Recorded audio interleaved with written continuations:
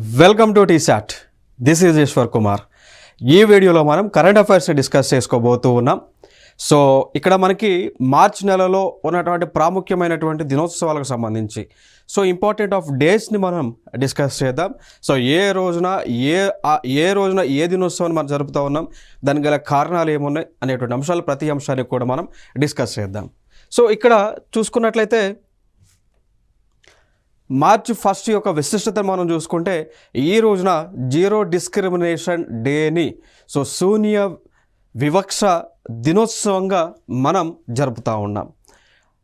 మొట్టమొదటిసారిగా ఈ యొక్క దినోత్సవాన్ని మనం ఏ రోజున నిర్వహించున్నాము అంటే మార్చ్ 1, 2014లో ఈ యొక్క జీరో డిస్క్రిమినేషన్ డేని మనం నిర్వహించడం జరిగింది. మరి ఎవరి యొక్క డెసిషన్ మేరకు అన్నప్పుడు యునైటెడ్ నేషన్ ఆర్గనైజేషన్ ఐక్యరాజ్య సమితి యొక్క డెసిషన్ మేరకు మన యొక్క జీరో డిస్క్రిమినేషన్ డేని నిర్వహిస్తూ ఉన్నాం. మరి ఈ సంవత్సరం యొక్క ఇతివృత్తం ఏంటి అంటే వి స్టాండ్ టుగెదర్, అంటే అందరము కూడా కలిసి ఉంటాము అనేటువంటి ఒక ఇతివృత్తం. వి స్టాండ్ టుగెదర్ అనేటువంటిది. మరి జనరల్గా ఈ డిస్క్రిమినేషన్ వివక్ష అనేటువంటిది ఏ విధంగా ఉంటుంది, ఎన్ని రకాలుగా ఉంటుంది అన్నప్పుడు ఈ వివక్ష అనేటువంటిది చూసుకుంటే కాస్ట్ పరంగా కుల పరంగా వివక్ష అనేటువంటిది కనిపిస్తూ ఉంది ప్రపంచ దేశాలలో. దాని తర్వాత రిలీజియన్, మత ప్రాతిపదికన వివక్ష కనిపిస్తూ ఉంది. రేస్, జాతుల పరంగా వివక్ష ఉంది. దాని తర్వాత మనం చూసుకుంటే కలర్ పరంగా, రంగు పరంగా కూడా వైట్స్ అని, బ్రౌన్స్ అని, బ్లాక్స్ అని, ఆ విధంగా కలర్ వర్ణపరంగా కూడా మనకి వివక్ష అనేటువంటిది ప్రపంచ దేశాలలో కనిపిస్తూ ఉంది. దాని తర్వాత లాంగ్వేజ్కి సంబంధించి భాషా ప్రతిపాదికన కూడా వివక్ష కనిపిస్తూ ఉంది. ఇక దాని తర్వాత మనం చూసుకున్నట్లయితే ప్లేస్ ఆఫ్ బర్త్ లేదా ప్లేస్, స్థానికత ఆధారంగా కూడా వివక్ష అనేటువంటిది ప్రపంచ దేశాలలో కనిపిస్తూ ఉంది. దానితో పాటు మనం చూసుకుంటే లింగ ఆధారంగా సెక్స్ పరంగా మేలా, ఫిమేలా, ట్రాన్స్జెండరా అనేటువంటి అంశాలపైన కూడా ఈ యొక్క వివక్ష అనేటువంటిది ప్రపంచ దేశాలలో కనిపిస్తూ ఉంది. అయితే వివక్ష అనేటువంటిది లేకుండా ఉండే విధంగా తగు చర్యలను తీసుకోవడానికి ఈ జీరో డిస్క్రిమినేషన్ డేని ప్రపంచవ్యాప్తంగా నిర్వహిస్తూ అనేక ప్రాంతాలలో అవగాహన కార్యక్రమాలను ప్రపంచ దేశ ప్రభుత్వాలు నిర్వహించడం జరుగుతూ ఉంది. మార్చ్ 1 యొక్క విశిష్టతను మనం చూసుకుంటే ఈ రోజున వరల్డ్ సివిల్ డిఫెన్స్ డేని మనం నిర్వహిస్తూ ఉండడం జరిగింది. ప్రపంచ పౌర రక్షణ దినోత్సవాన్ని ఈ రోజున మనం నిర్వహిస్తూ ఉన్నాం. అయితే మొట్టమొదటిసారిగా ఎప్పుడు ఈ దినోత్సవాన్ని నిర్వహించారు అన్నప్పుడు 1990 సంవత్సరంలో ఈ దినోత్సవాన్ని నిర్వహించడం జరిగింది. అయితే ఈ దినోత్సవం నిర్వహించాలి అనేటువంటి ఒక డెసిషన్ తీసుకున్నటువంటి సంస్థ ఎవరు అన్నప్పుడు ఇంటర్నేషనల్ సివిల్ డిఫెన్స్ ఆర్గనైజేషన్ వారు ఈ యొక్క డెసిషన్ తీసుకోవడం జరిగింది. మరి ఈ సివిల్ డిఫెన్స్కి సంబంధించి, పౌర రక్షణకు సంబంధించి భారతదేశంలో ఉన్నటువంటి సంస్థ ఏది అన్నప్పుడు directorate general fire services, civil defence and home guards అనేటువంటి ఒక ఆర్గనైజేషన్ వారు ఉన్నారు. ఇది ఇండియా తరపున వీరు దీనిలో మెంబర్గా ఉన్నారు. అట్లా ప్రపంచ దేశాల్లో ఒక్కొక్క దేశం నుంచి ఒక్కొక్క వ్యవస్థ, ఒక్కొక్క ఆర్గనైజేషన్ దీనిలో సభ్యులుగా ఉండటం జరుగుతూ ఉంది. అట్లా ఇండియా నుంచి ఈ సంస్థ, ఈ ఆర్గనైజేషన్ సభ్యులుగా ఉండటం జరిగింది.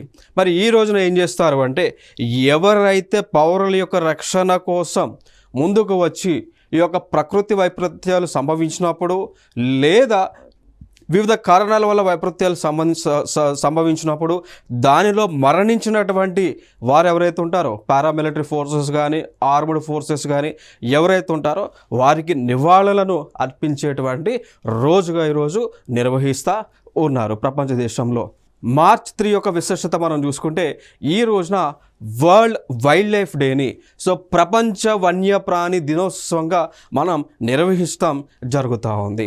ఇంకా అయితే మరి దీని యొక్క థీమ్ ఏంటి, ఇతివృత్తం ఏంటి అన్నప్పుడు wild life conservation finance, investing in people and planet అనేటువంటిది. అంటే సింపుల్గా ఏం చెప్తా ఉన్నారంటే ఈ వన్యప్రాణులకు సంబంధించినటువంటి సంరక్షణ కోసం ఆర్థిక చేయూతను ఇవ్వటం, అదేవిధంగా మన యొక్క గ్రహం ఏదైతే ఉందో, ప్లానెట్ ఏదైతే ఉందో, ఈ ప్లానెట్లో నివసిస్తున్నటువంటి ప్రజలు ఏవైతే ఉన్నారో వారిని సంరక్షించే విధంగా ఆర్థిక చేయూతను ఇచ్చేటువంటి కార్యక్రమంగా ఈ థీమ్తో ఈ సంవత్సరం మనం జరుపుతూ ఉన్నాం. మరి మొట్టమొదటిసారిగా ఈ వరల్డ్ వైల్డ్ లైఫ్ డేని ఏ సంవత్సరంలో మనం నిర్వహించాం? 2013లో నిర్వహించాం, యునైటెడ్ నేషన్ ఆర్గనైజేషన్ యొక్క అభ్యర్థన మేరకు. అయితే ఇక్కడ ఈ వరల్డ్ వైల్డ్ లైఫ్ డేలో భాగంగా మనం చూసుకుంటే ఈ రోజున కొన్ని సంరక్షణ చర్యలు తీసుకుంటాం. ఏ చర్యలు అంటే చూద్దాం. ఇప్పుడు ఇక్కడ ఒక వ్యవస్థ ఉంటుంది మనకి, international union for conservation of nature of flora and fauna అనేటువంటి ఒక సంస్థ ఉంటుంది. ఈ సంస్థ ఆధ్వర్యంలో ఒక రెడ్ డేటా బుక్ అనేటువంటిది ఉంటా ఉంది. అయితే రెడ్ డేటా బుక్లో ఏ అంశాలు ఉంటాయి అంటే ప్రపంచంలో ఉన్నటువంటి జంతువులు కానీ వృక్షాలు కానీ అవి ఏ స్థితిలో ఉన్నాయి అంటే అంతరించిపోయేటువంటి సిచ్యువేషన్లో ఉన్నాయా, అంతరించిపోయాయా అంటే లైక్ ఎండేంజర్డా, క్రిటికల్లీ ఎండేంజర్డా, వల్నరబులా, నియర్లీ థ్రెటన్డా, నో డేటానా అనేటువంటి అంశాలన్నీ కూడా ఈ విధంగా కేటగరైజ్ చేశారు. దాని ప్రకారం మనం చూసుకుంటే మరి ఈ డేటా బుక్ ప్రకారము ప్రస్తుతము క్రిటికల్లీ ఎండేంజర్డ్ కేటగిరీలో 8400 వైల్డ్ యానిమల్స్ కానీ ట్రీస్ కానీ ఉండటం జరిగింది. సో వీటి యొక్క సంరక్షణ బాధ్యతలు ఈ విధంగా తీసుకున్నారనేటువంటిది ఈ రోజున దీని ఎస్టిమేషన్ అనేటువంటిది తీసుకుంటారు, రివ్యూ అనేటువంటిది చేస్తారు. దానితో పాటు 30,000 ఎండేంజర్డ్ ఆర్ వల్నరబుల్ సంబంధించినటువంటి అంశాలకు సంబంధించి కూడా కన్జర్వేషన్ మెథడ్స్ని తీసుకునేటువంటి రోజుగా చెప్పుకోవచ్చు. దాంతోపాటు మన భారత ప్రభుత్వం కూడా ఈ యొక్క జంతువులకు సంబంధించి, ఫర్ ఎగ్జాంపుల్ ప్రాజెక్ట్ టైగర్ పులుల సంరక్షణకు సంబంధించి, ప్రాజెక్ట్ చీతా చిరుత పులుల సంరక్షణకు సంబంధించి, ప్రాజెక్ట్ క్రొకోడైల్ లేదా ప్రాజెక్ట్ మగర్ అంటాం, సో మొసళ్ళకు సంబంధించినటువంటిది, ప్రాజెక్ట్ ఆలివ్ రెడ్లీ టర్టిల్స్ అంటాం. సో ఒడిశా రాష్ట్రంలో సాగర్మాత్ బీచ్ ఏదైతే ఉందో ఆ యొక్క బీచ్ ప్రాంతం ఏదైతే ఉందో ఒడిశా రాష్ట్రంలో, అక్కడికి ప్రతి సంవత్సరం కూడా ఆస్ట్రేలియా ప్రాంతాల నుంచి వలస వస్తుంటాయి. కొన్ని లక్షల తాబేళ్ళు అనేటువంటివి వలస వస్తూ ఉంటాయి. దేనికోసం? గుడ్లు పొదగడానికి. సో వాటి యొక్క సంరక్షణ బాధ్యతలు కూడా ప్రభుత్వము ప్రాజెక్ట్ ఆలివ్ రెడ్లీ ద్వారా తీసుకుంటూ ఉన్నారు. సో ఇట్లా వివిధ జంతువులను సంరక్షించేటువంటి ఉద్దేశంతో ప్రభుత్వం ప్రారంభించినటువంటి వివిధ ప్రాజెక్ట్స్ ఇవన్నీ కూడా. మార్చి 3 యొక్క విశిష్టత మనం చూసుకుంటే దీని యొక్క విశిష్టత వరల్డ్ హియరింగ్ డే. సో ప్రపంచ వినికిడి దినోత్సవంగా మనం నిర్వహించడం జరుగుతూ ఉంది. అయితే దీని యొక్క థీమ్ మనం చూసుకుంటే year and hearing care for all అనేటువంటిది ఒక థీమ్గా ఉంది. మరి మొట్టమొదటిసారిగా ఏ సంవత్సరంలో ఈ హియరింగ్ డేని మనం నిర్వహించుకున్నాము అంటే 2007లో వరల్డ్ హెల్త్ ఆర్గనైజేషన్, సో ప్రపంచ ఆరోగ్య సంస్థ యొక్క రిక్వెస్ట్ మేరకు, గైడ్లైన్స్ ప్రకారం మేరకు దీనిని మనం నిర్వహించడం జరుగుతూ ఉంది. మరి ఈ రోజున మనం ఏం చేస్తూ ఉంటారు అంటే, ఏ కార్యక్రమాలు చేస్తూ ఉంటారంటే ప్రజలలో అవగాహన కార్యక్రమాలు. దేనికి సంబంధించినటువంటి కార్యక్రమాలు చేస్తూ ఉంటారు అన్నప్పుడు ఈ యొక్క చెవుడు అనేటువంటిది ఏ విధంగా సంభవిస్తూ ఉంది, సంభవించినప్పుడు ఎటువంటి చర్యలను మనం తీసుకోవాలి, చెవుడు అనేటువంటిది సంభవించకుండా ఎటువంటి చర్యలను మనం తీసుకోవాలి అనేటువంటి అవగాహన కార్యక్రమాలు తెలియజేస్తారు. దానితో పాటు ప్రస్తుతము ప్రపంచ దేశంలో ఉన్నటువంటి టెక్నాలజీ, హియరింగ్ ఎయిడ్స్కి సంబంధించినటువంటి టెక్నాలజీని ప్రపంచ దేశాలన్నిటికీ కూడా అందిస్తూ ఉంటారు ఈ రోజున. దాంతోపాటు ఈ యొక్క ఎక్విప్మెంట్స్ ఏవైతే ఉన్నాయో, ఎలక్ట్రానిక్ ఎక్విప్మెంట్స్ ఏవైతే ఉన్నాయో వాటిని ప్రజలకు చేరవేస్తారు ఈ రోజున. ఇంపార్టెంట్ అంశం ఇక్కడ. మార్చ్ 4 యొక్క విశిష్టతను మనం చూసుకుంటే ఈ రోజున నేషనల్ సేఫ్టీ డేని, సో జాతీయ భద్రత దినోత్సవాన్ని మనం నిర్వహిస్తాం జరుగుతూ ఉంది. మరి అయితే దీని యొక్క ఇతివృత్తం ఏంటి అన్నప్పుడు focus on safety leadership for environmental, social and governance excellence అనేటువంటిది థీమ్గా మనం చెప్పుకోవచ్చు. మరి ఎందుకు మార్చ్ 4న నేషనల్ సేఫ్టీ డేని జరుపుకుంటున్నాము అంటే ఆ సేఫ్టీకి సంబంధించినటువంటి ఒక వ్యవస్థని మన భారతదేశంలో ఏర్పాటు చేసుకున్నాము. దానినే చెప్తూ ఉంటాము నేషనల్ సేఫ్టీ కౌన్సిల్ అని. ఏ రోజున మార్చ్ 4, 1996న మనం ఏర్పాటు చేసుకున్నాం కాబట్టి దాని యొక్క ఆవిష్కరణ సందర్భంగా నేషనల్ సేఫ్టీ డేని ప్రతి సంవత్సరం కూడా జరుపుతూ ఉంటాం. దీనిలో భాగంగా ఏం చేస్తూ ఉంటారు అంటే ఈ యొక్క లైక్ పారామిలిటరీ ఫోర్సెస్ కావచ్చు, ఆర్మ్డ్ ఫోర్సెస్ కావచ్చు, వీళ్ళందరూ కూడా ప్రజలలో ఒక చైతన్యం తీసుకొస్తారు. విపత్తులు సంభవించినప్పుడు ఏ విధంగా మనం రెస్పాండ్ అవ్వాలి. ఫర్ ఎగ్జాంపుల్, వంటగదిలో LPG cylinder, liquefied petroleum gas cylinder అనేటువంటిది కనుక గ్యాస్ లీక్ అయితే ఎటువంటి చర్యలు మనం తీసుకోవాలి. సో గ్యాస్ లీక్ అవుతుందంటే వెంటనే అక్కడ నుంచి పారిపోవాల్సినటువంటి అవసరం లేదు.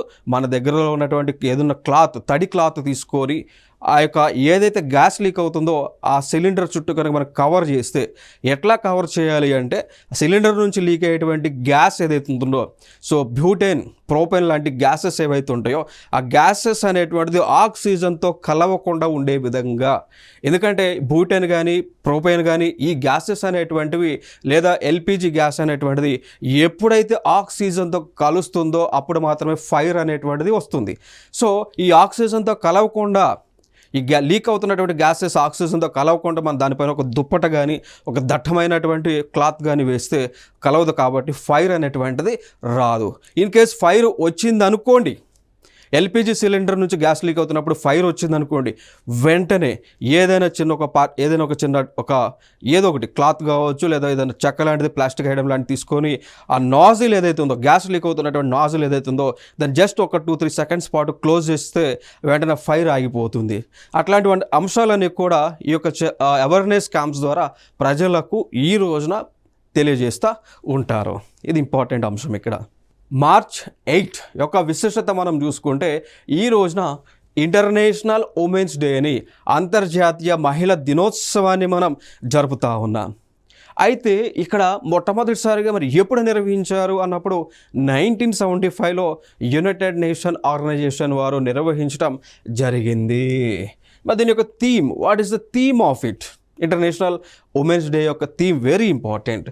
So for all women and girls, rights, equality, empowerment అనేటువంటిది 2025 యొక్క థీమ్గా మనం చెప్పుకోవచ్చు. ఇక దాని తర్వాత 1975లో యుఎన్ఓ వాళ్ళు ఒక తీర్మానం చేశారు. అంతకంటే ముందు ఎప్పుడు 1911లో 1911వ సంవత్సరంలో ఈ యొక్క ఇంటర్నేషనల్ ఉమెన్స్ డేని కొన్ని దేశాలు అప్పుడే జరుపుకోవడం జరిగింది. ఆ దేశాలు మనం చూసుకుంటే ఆస్ట్రియా కానీ, డెన్మార్క్ కానీ, జర్మనీ, స్విట్జర్లాండ్ లాంటి దేశాలు. సో ఈ రోజున ఏం చేస్తారు అంటే మహిళల యొక్క సాధికారత కోసం ఎటువంటి చర్యలను మనం తీసుకోవాలి, మహిళల యొక్క సంరక్షణ ఏ విధంగా తీసుకోవాలి, మహిళల పైన జరుగుతున్నటువంటి దాడులు జరగకుండా ఎటువంటి చర్యలను తీసుకోవాలి, డొమెస్టిక్ వైలెన్స్ అనేటువంటిది జరగకుండా ఎటువంటి చర్యలు తీసుకోవాలనేటువంటి అంశాలపైన యొక్క అవేర్నెస్ క్యాంప్స్ కావచ్చు, క్విజ్ కాంపిటీషన్స్ కావచ్చు, ఇవన్నీ కూడా ప్రభుత్వం అధికారికంగా దాంతోపాటు కొన్ని ఎన్జిఓ సంస్థలు నిర్వహించడం జరుగుతూ ఉంది. ఈ రోజున మార్చ్ 12 యొక్క విశిష్టత, ఈ రోజున మారిషస్ డేని నిర్వహిస్తూ ఉన్నారు. మీకు సందేహం రావచ్చు, మారిషస్ డేకి ఇండియాకి సంబంధం ఏంటి అని. కారణం ఏంటి అంటే మనం ఎందుకు డిస్కస్ చేయాలంటే ఈ సంవత్సరము కారణం నరేంద్ర మోడీ గారు మారిషస్ డేకి, సో మారిషస్ ఇండిపెండెంట్ డేకి ముఖ్య అతిథిగా అటెండ్ అవబోతున్నారు కాబట్టి ఇంపార్టెంట్ మనకి. ఓకేనా? సో చూద్దాం. సో మార్చి 12, 1968వ సంవత్సరంలో ఈ దేశానికి స్వతంత్రం వచ్చింది. ఏ దేశం నుంచి స్వతంత్రం వచ్చింది? బ్రిటిష్ దేశం నుంచి. సో 1968 వరకు కూడా బ్రిటిష్ వాళ్ళు ఈ మారిషస్ అనేటువంటి ఒక ఐలాండ్ కంట్రీని వాళ్ళు పరిపాలించడం జరిగింది. సో దాని తర్వాత మనం చూసుకుంటే 1992లో వీరికి ఈ యొక్క దేశాన్ని రిపబ్లిక్ ఆఫ్ మారిషస్గా ప్రకటించడం జరిగింది. అందుకోసం ఈ రోజున వాళ్ళు రిపబ్లిక్ డే సెలబ్రేషన్స్ని కూడా జరుపుతూ ఉన్నారు. సో నరేంద్ర మోడీ గారు మార్చి 12, 2025 ఈ యొక్క నేషనల్ మారిషస్ డేకి ఆయన ముఖ్య అతిథిగా అటెండ్ అవబోతా ఉన్నారు. మ్యాప్లో చూస్తే ఈ ప్లేస్లో ఈ మారిషస్ అనేటువంటి ఒక దేశము ఉంటుంది. మార్చి 14 యొక్క విశిష్టత మనం చూసుకుంటే ఈరోజు హోలీ. సో ప్రపంచ దేశాలలో హోలీ పండుగను ఆనందోత్సాహాల మధ్య నిర్వహిస్తూ ఉన్నారు. ఈవెన్ శ్రీలంకలో కానీ నేపాల్లో కూడా హోలీ పండుగను ప్రజలందరూ కూడా ఏకమై నిర్వహిస్తూ ఉన్నారు. మరి యొక్క హోలీ పండుగ యొక్క విశిష్టత మనం చూసుకుంటే మార్చి 14న స్ప్రింగ్ సీజన్ స్టార్ట్ అవుతుంది, అదొక విశిష్టత. ఇంకొక అంశం, చెడు పైన మంచి విజయం సాధించినటువంటి సందర్భాన హోలీని నిర్వహిస్తూ ఉన్నారు అనేటువంటి ఒక ఇంపార్టెన్స్గా మనం చెప్పుకోవచ్చు. దానితో పాటు ఈ ఫెస్టివల్ని ఫెస్టివల్ ఆఫ్ యూనిటీగా కూడా మనం జరుపుకుంటూ ఉన్నాం. సో ఈ రోజున ప్రజలందరూ కూడా వివిధ రకాలైనటువంటి రంగులను ఒకరి మీద ఒకరు జల్లుకుంటూ, సో కుల మత ప్రాంత భేదాలు లేకుండా అందరూ కూడా కలిసిమెలిసి ఈ యొక్క పండగను జరుపుతూ ఉంటారు. ఓకేనా. సో దాంతోపాటు ఈ హోలీ పండుగ రోజున శ్రీకృష్ణుడిని ఆరాధిస్తూ పూజిస్తూ కూడా ఈ పండుగను నిర్వహించడం జరుగుతూ ఉంది. సో అందుకోసమే ఈ హోలీ పండుగను రంగుల పండుగ, సో ఫెస్టివల్స్ ఆఫ్ కలర్స్గా కూడా ఈ పండుగను మనం నిర్వహించడం జరుగుతూ ఉంది. దాని తర్వాత మార్చ్ 14 యొక్క విశిష్టత పై డే. సో పై మనం చూస్తూ ఉన్నాం. సో స్కూల్లో కానీ లేదా యాప్ట్యూడ్ అండ్ రీజనింగ్ చేసేటప్పుడు ఈ సింబల్ని మనం తరచుగా వాడుతూ ఉంటాం. సో లైక్ సర్కిల్ యొక్క ఏరియా మనం ఫైండ్ అవుట్ చేయడానికి పై ఆర్ స్క్వేర్ అనే ఫార్ములా రాస్తాం. సర్కిల్ యొక్క చుట్టుకొలత పెరిమీటర్ని ఫైండ్ అవుట్ చేయడానికి 2πr అనేటువంటి ఫార్ములా మనం యూజ్ చేస్తూ ఉంటాం. దానితో పాటు ఎటువంటి లైక్ 3D ఆబ్జెక్ట్ డయాగ్రామ్స్ కానీ 2D ఆబ్జెక్ట్స్ కానీ వీటి యొక్క ఏరియాస్ కానీ పెరిమీటర్స్ కానీ లేదా సర్ఫేస్ ఏరియాస్ని ఫైండ్ అవుట్ చేయడానికి పై సింబల్తోనే మనము ఈ పైతోనే యొక్క వాల్యూస్ని క్యాల్కులేట్ చేయడం జరుగుతూ ఉంది. ఓకేనా. సో అందుకోసం పై అనేటువంటిది మ్యాథమెటిక్స్ పరంగా చాలా ప్రాముఖ్యమైనటువంటి ఒక సింబల్. సో ఇది గ్రీక్కి చెందినటువంటి సింబల్ అండి, గ్రీక్. సో పై యొక్క వాల్యూ మనం చూసుకుంటే 22/7 పై యొక్క వాల్యూగా ఉంది. సో దీన్ని మనం క్యాలిక్యులేట్ చేస్తే వచ్చేటువంటి ఫిగర్ వచ్చేసి 3.14 వస్తుంది. ఇక దాని తర్వాత కంటిన్యూ అవుతూ ఉంది. ఇప్పుడు చూడవచ్చు, ఇక్కడ కంటిన్యూ అవుతూ ఉంటుంది. ఎక్కడ వరకు కంటిన్యూ అవుతూ ఉంటుంది అంటే ఇన్ఫినిటీ వరకు. అంటే పైకి లిమిట్ లేనటువంటి వాల్యూస్ కంటిన్యూస్గా వస్తూనే ఉంటాయి. So it is a limitless value. Pi is a limitless value 22/7 that is equal to 3.14 అండి. ఓకే. సో ఇక్కడ చూడండి ఒక్కసారి 314. ఇక్కడ ఏం తెలుస్తుంది మీకు? 3 అనేది మార్చ్, 14th అనేటువంటిది date. Okay. So March 14th date వచ్చింది కదా. సో అందుకోసం 3.14 నథింగ్ బట్ మార్చ్ 14th అని ఇక్కడ రిజంబ్లెన్స్గా ఉంది కాబట్టి ఈ రోజున దినోత్సవాన్ని మనం నిర్వహించడం జరుగుతూ ఉంది. దాంతోపాటు ఈరోజు ఒక విశిష్టత ఏంటి అంటే ఇక్కడ ఆల్బర్ట్ ఐన్స్టీన్ గారి యొక్క జన్మదినోత్సవం కూడా. సో వారి యొక్క సైంటిస్ట్, మనకు తెలిసినటువంటి సైంటిస్ట్ వారు. సో వారు మార్చ్ 14th 1879లో జన్మించడం జరిగింది. అందుకు ఆ జన్మదినోత్సవం పురస్కరించుకొని కూడా మనం పై డేని నిర్వహించడం జరుగుతూ ఉంది. మార్చ్ 14. సో మార్చ్ 14 యొక్క విశిష్టత మనం చూసుకుంటే అంతర్జాతీయ నదుల దినోత్సవం. సో ఇంటర్నేషనల్ రివర్స్ డేగా మనం నిర్వహిస్తూ ఉన్నాం. అయితే దీని యొక్క ఇతివృత్తం ఏంటి అంటే వాటర్ ఫర్ ఆల్ అనేటువంటిది ఇతివృత్తం. మొట్టమొదటిసారిగా 1997లో మనం నిర్వహించాము. సో ఫస్ట్ అయితే ఇది నిర్వహించాలనేటువంటి డెసిషన్ తీసుకున్నటువంటిది ప్లేస్ చూసుకుంటే ఫస్ట్ ఇంటర్నేషనల్ మీటింగ్ జరిగింది. దేనికి సంబంధించినటువంటిది లైక్ డ్యామ్స్ సంబంధించి. సో ఈ first international meeting of people affected by dams అనేటువంటి ఒక టైటిల్తో ఇంటర్నేషనల్గా ఒక కాన్ఫరెన్స్ జరిగింది. ఎక్కడ? బ్రెజిల్ అనేటువంటి ఒక దేశంలో కురిటిబా అనేటువంటి ఒక ప్రాంతంలో జరిగింది. సో ఈ రోజున జరిగింది కాబట్టి ఆ యొక్క దినోత్సవాన్ని నిర్వహించాలనేటువంటి ఆలోచన చేశారు.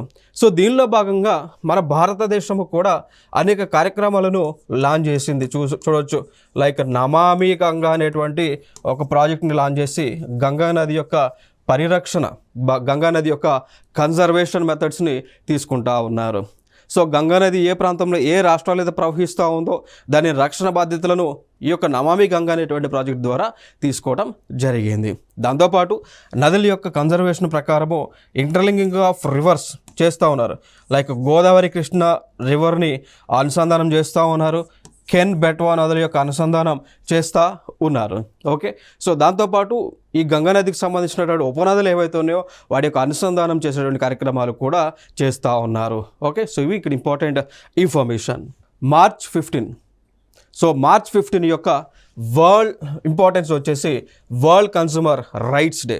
సో మొట్టమొదటిసారిగా దీన్ని మార్చ్ 15, 1962లో నిర్వహించారు. మరి ఎవరు ప్రపోజ్ చేశారు అన్నప్పుడు యుఎస్ ప్రెసిడెంట్ అయినటువంటి జాన్ ఎఫ్ కెనడీ గారు ఈ యొక్క వరల్డ్ కన్స్యూమర్ డేని నిర్వహించాలనేటువంటి ఒక ప్రపోజల్ని తీసుకొచ్చారు. మరి అయితే దీన్ని ఆర్గనైజ్ చేసేటువంటి వారు కన్స్యూమర్ ఇంటర్నేషనల్ వారు ఆర్గనైజ్ చేస్తూ ఉన్నారు. అయితే దీనిలో భాగంగా ఇక్కడ ఏం చేస్తూ ఉన్నారు అంటే ఈ కన్స్యూమర్స్ అంటే వినియోగదారులు లేదా కస్టమర్స్ ఎవరైతే ఉన్నారో వారికి ఉన్నటువంటి హక్కులే ఉన్నాయి. ఆ హక్కుల ఉల్లంఘన జరిగినప్పుడు వారు ఎటువంటి చర్యలను తీసుకోవచ్చు, దానికి ప్రభుత్వం ఏం చేస్తుంది, ప్రభుత్వం ఎటువంటి సంస్థలను ఏర్పాటు చేసింది, ప్రభుత్వము ఈ కన్స్యూమర్ ఫోరం కోర్ట్స్ని ఎక్కడెక్కడ ఏర్పాటు చేసింది, వారికి ఉన్నటువంటి అధికారాలు ఏమున్నాయి, అవన్నీ కూడా ప్రజలకు తెలిసే విధంగా అవేర్నెస్ క్యాంప్స్ అనేటువంటివి నిర్వహిస్తారు ఈ రోజున. దాంతోపాటు ఇక్కడ మనం చూసుకుంటే థీమ్ మనం చూస్తే consumer rights in the digital age అనేటువంటిది థీమ్గా మనకి కనిపిస్తూ ఉంది. International day of happiness. So దీనిని మనం మార్చ్ 20వ తేదీన జరుపుతూ ఉన్నాం. సో మొట్టమొదటిసారిగా 2012లో యునైటెడ్ నేషన్స్ వారి యొక్క రిక్వెస్ట్ మేరకు దీన్ని నిర్వహించారు. అయితే మరి దీనిని పురస్కరించుకొని ప్రపంచ దేశాలలో ప్రజలు ఈ సుఖ సంతోషాలు ఏ విధంగా ఉంది అనేటువంటివి యొక్క ఇన్ఫర్మేషన్ తెలియజేస్తూ ఒక రిపోర్ట్ని విడుదల చేస్తూ ఉంటారు. ఆ రిపోర్టే వరల్డ్ హ్యాపీనెస్ రిపోర్ట్. మరి ఇటీవల చూసుకుంటే 2024లో రిపోర్ట్ని విడుదల చేయగా దీనిలో భారతదేశం ఒక ర్యాంక్ ఎంత అన్నప్పుడు 126 ఎన్ని దేశాలు అవుట్ ఆఫ్ 143లో. Okay, so world happiness report ప్రకారం భారతదేశం యొక్క ర్యాంక్ వచ్చేసి 126గా ఉంటా ఉంది. మరి టాప్లో ఉన్నటువంటి దేశాలు ఏవేవి ఉన్నాయంటే మొట్టమొదటి ప్లేస్లో ఫిన్లాండ్ అనేటువంటి ఒక దేశం ఉంది, రెండవ ప్లేస్లో డెన్మార్క్ ఉంది, మూడవ ప్లేస్లో ఐలాండ్ దేశం ఉంది, నాలుగవ ప్లేస్లో స్వీడన్ ఉండగా ఐదవ ప్లేస్లో ఇజ్రాయెల్ అనేటువంటి ఒక దేశం. ఇక టాప్ 5లో ఉన్నటువంటి దేశాలు దీని ప్రకారం వరల్డ్ హ్యాపీనెస్ రిపోర్ట్ ప్రకారము ఉండటం జరిగింది. మార్చ్ 21 యొక్క విశిష్టత మనం చూసుకుంటే వరల్డ్ ఫారెస్ట్రీ డేని, సో ప్రపంచ అటవీ దినోత్సవాన్ని మనం నిర్వహిస్తూ ఉన్నాం. సో 1971లో food and agriculture organisation so వీరి యొక్క గైడ్లైన్స్ ప్రకారము వరల్డ్ ఫారెస్ట్రీ డేని నిర్వహిస్తూ ఉన్నాం. మరి దీని యొక్క థీమ్ ఏంటి అంటే ఫారెస్ట్ అండ్ ఇన్నోవేషన్ అనేటువంటి ఒక థీమ్తో మనం ముందుకి వెళ్తూ ఉన్నాం. ఫారెస్ట్ అండ్ ఇన్నోవేషన్ అనేటువంటి ఒక థీమ్తో ముందుకు వెళ్తూ ఉన్నాం. సో ఈ రోజున ఏం చేస్తారు అంటే అటవుల యొక్క సంరక్షణ బాధ్యతలు ఎందుకు తీసుకోవాలి, అడవుల యొక్క వలన కలిగేటువంటి ఉపయోగాలు ఏమున్నాయి, వాటిని మనం లేకుండా చేస్తే అడవులను నరికివేస్తే దానివల్ల కలిగేటువంటి నష్టాలు ఏమున్నాయి అనేటువంటి అంశాలన్నీ కూడా ప్రజలకు తెలియజేస్తారు. ఇప్పుడు ఫర్ ఎగ్జాంపుల్ ఈ అడవులు అనేటువంటివి ఫారెస్ట్ అనేటువంటిది ఏదైతే ఉందో, ఇప్పుడు ఫర్ ఎగ్జాంపుల్ అమెజాన్ ఫారెస్ట్ అంటాం, ప్రపంచంలోనే అతిపెద్ద అడవులు ఉన్నటువంటి అరణ్యాలు ఉన్నటువంటి ప్రాంతం అమెజాన్ ఫారెస్ట్.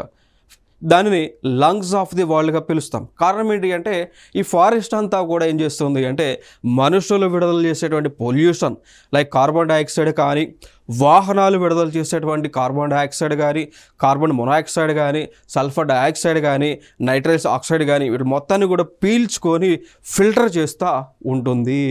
సో ఎన్విరాన్మెంట్ని పొల్యూషన్ లేకుండా ఈ యొక్క ఫారెస్ట్లు అడవులు అనేటువంటివి చేస్తూ ఉంటాయి. అందుకే వాటిని మనం సంరక్షించాల్సినటువంటి బాధ్యత. దానితో పాటు మనుషుల యొక్క మనుగడకు, జంతువుల యొక్క మనుగడకు కావాల్సినటువంటి ప్రాణవాయువు ఆక్సిజన్ని కూడా వితౌట్ ఎనీ కాస్ట్ ఫ్రీగా ఈ యొక్క అడవులు ఇస్తూ ఉన్నాయి. సో అడవులు లేకపోతే ఇక జీవుల యొక్క మనుగడే ప్రశ్నార్థకరంగా మారుతుంది. కాబట్టి ఈ యొక్క అడవుల యొక్క సంరక్షణ ప్రతి ఒక్కరు కూడా తీసుకోవాల్సినటువంటి ఆవశ్యకత ఉంది అనేటువంటి అంశాన్ని ప్రజలకు తెలియజేస్తారు ఈ రోజున.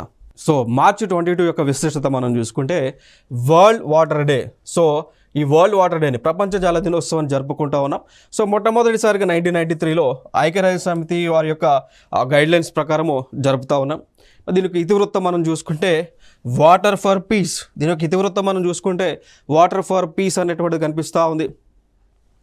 అయితే ఇక్కడ United nations sustainable development goals అనేటువంటివి ఉన్నాయి, ఐక్యరాజ్య సమితి వారు జారీ చేశారు. టోటల్గా ఇవి 17 అయితే ఉన్నాయి. ఇవి 2030 కల్లా ప్రపంచ దేశాలన్నీ కూడా రీచ్ అవ్వాల్సి ఉంటుంది. అయితే ఈ 17లో ఉన్నటువంటి ఒక లక్ష్యం సుస్థిర అభివృద్ధి లక్ష్యాలలో 17లో ఉన్నటువంటిది 6వది అనేటువంటిది చూసుకుంటే clean water and sanitation for all అనేటువంటి ఒక లక్ష్యం. దీన్ని సాధించడానికి ప్రపంచ దేశాలన్నీ కూడా కలిసి ముందుకు వెళ్తూ ఉన్నాయి. దానిలో భాగంగా వాటర్ పొల్యూషన్ లేకుండా తగు చర్యలు తీసుకుంటూ ఉన్నాయి. దానితోపాటు ఈ వాటర్లో ఉన్నటువంటి ఏదైతే ఈ ఫెర్టిలైజర్స్ వల్ల వాటర్ అనేటువంటిది పొల్యూట్ అవుతూ ఉందో అది జరగకుండా ఉండే విధంగా కూడా తగు చర్యలను చేస్తూ ఉన్నారు. మరి నీటి యొక్క సంరక్షణ బాధ్యతలు ఎందుకు తీసుకోవాలి అంటే water, without water we cannot live. So water is most useful. Water అనేటువంటిది లేకుండా మనము జీవించలేము. సో వాటర్ని మనం డ్రింకింగ్ పర్పస్కి వాడుతూ ఉన్నాం, అగ్రికల్చర్ పర్పస్కి వాటర్ని వాడుతూ ఉన్నాం, ఇండస్ట్రీస్ పర్పస్కి యొక్క వాటర్ని వాడుతూ ఉన్నాం. సో అట్లా నీరు లేకపోతే మనుగడే లేదు, భూమి లేదు. సో ఈవెన్ మనం చూసుకున్నా కూడా ఈ యొక్క గ్లోబ్ అర్త్ పైన మోర్ దెన్ 70% నీరు ఉంది కాబట్టి.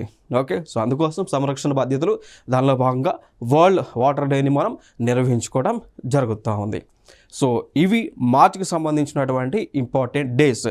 సో నెక్స్ట్ వీడియోలో సరికొత్త అంశాలతో మీ ముందుకు రావడం జరుగుతుంది. Thank you so much.